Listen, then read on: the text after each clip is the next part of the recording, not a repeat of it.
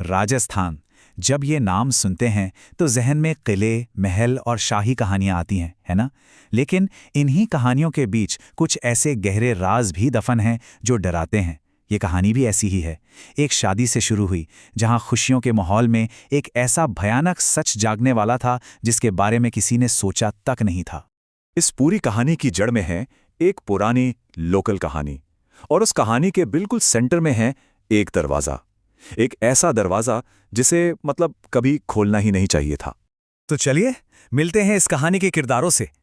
4 जिगरी दोस्त हैं, आर्यन, राहुल, राज और गीता। सब अपनी अपनी जिंदगी में सेटल हो चुके हैं, दुनिया के अलग अलग कोनों में।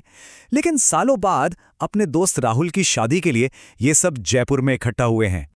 और यहीं से कहानी में एक मजेदार लेकिन खतरनाक मोड़ आता है।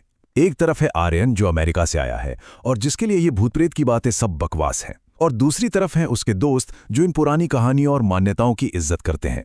बस सोच का यही फर्क इस कहानी को एक भयानक रास्ते पर ले जाने वाला था।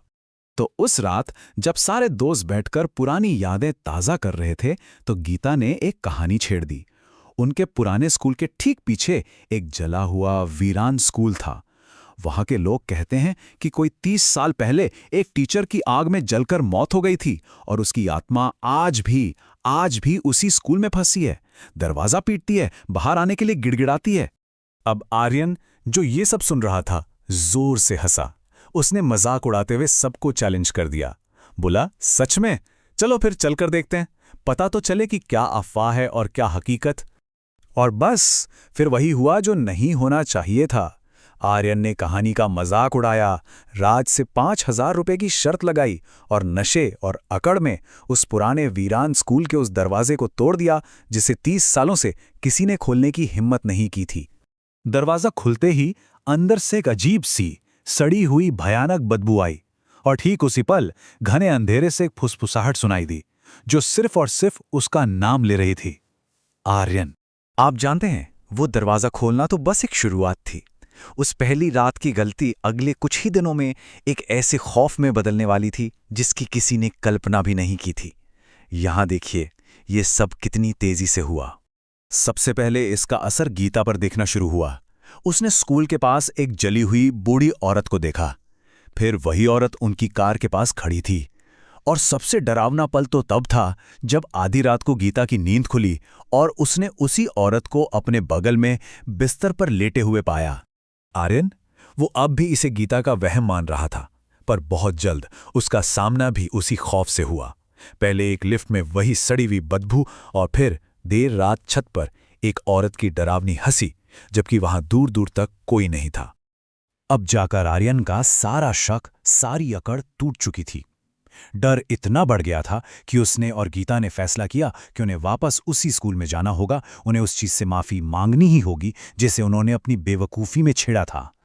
और जब वो दोनों वहां पहुंचे तो गीता ने आर्यन से कहा, मुझे लगता है तुम्हें अंदर जाकर माफी मांगनी चाहिए, दरवाजा तुमने ही खोला था। आर्यन हिम्मत करके अंदर गया, घुटनों पर बैठकर माफी मांगने लगा, लेकिन जवाब में उसे कोई शांति नहीं मिली। सिर्फ वही खौफनाक हंसी सुनाई दी जो उसने उस रात छत पर सुनी थी।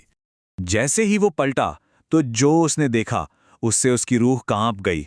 सामने गीता खड़ी थी, पर उसके चेहरे पर एक शैतानी मुस्कान थी। उसे समझने में बस एक पल लगा कि वो आत्मा उस स्कूल में नहीं थी, वो इतने वक्त से उसके दोस्त के शरीर में थी। और फिर गीता के शरीर से एक ऐसी आवाज निकली जो उसकी थी ही नहीं। मैंने 30 साल इंतजार किया है, मैं न तो तेरे दोस्त के शरीर को छोड़ूंगी और ना ही तुझे। और ये कहते ही उसने आर्यन पर हमला कर दिया। उस चीज ने जो गीता के अंदर थी, आर्यन का गला इतनी जोर से दबाया कि उसकी सांसें रुकने लगीं और उसकी आंखों के सामने अंधेरा छाने लगा। उसे लगा बस सब खत्म। लेकिन ठीक उसी पल धड़ाम, स्कूल का दरवाजा टूटकर खुला और राहुल और राज अंदर भागे। वो लोग चुपके से उनके पीछे पीछे आए थे और बिल्कुल सही समय पर पहुंचकर उन्होंने आर्यन को बचा लिया। वहां से वो लोग गीता को लेके सीधे मेहंदीपुर बालाजी मंदिर पहुंचे, जो ऐसी शक्तियों को काबू करने के लिए जाना जाता है।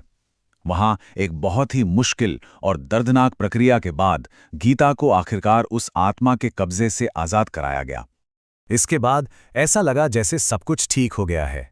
वो आत्मा जा चुकी थी, शादी भी अच्छे से हो गई और चारों दोस्तों ने सोचा कि चलो वो भयानक सपना आखिरकार खत्म हुआ।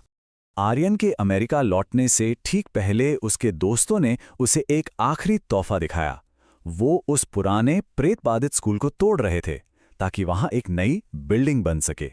ये देखकर सबको तसल्ली हुई कि अब वो बुराई हमेशा के लिए जड़ से खत्म हो गई। सब कुछ शांत था, जिंदगी नॉर्मल हो चुकी थी, जब तक कि 2.5 साल बाद एक फोन कॉल नहीं आया। फोन राहुल का था और उसकी आवाज में वही पुराना डर था। उसने बताया कि जिस जगह वो पुराना स्कूल था वहां अब एक नया चमकचमाता हुआ स्कूल बन गया है और अब वहां के लोग रात में एक टीचर को भटकते हुए देखते हैं। और फिर उसने वो बताया जिसे सुनकर आर्यन के पैरों तले जमीन खिसक गई। उस नए स्कूल के कैंपस में एक बच्चे की लाश मिली थी। उन्हें एहसास हुआ कि बुराई उस टूटी फूटी इमारत में नहीं थी, वो उस जमीन में थी।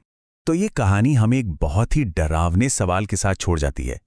क्या कुछ जगहों का अतीत इतना काला होता है कि वो हमेशा उस जमीन से जुड़ा रहता है? और क्या ऐसी किसी बुराई को इमारतें तोड़कर या नई बनाकर कभी सच में खत्म किया जा सकता है? सोचिएगा।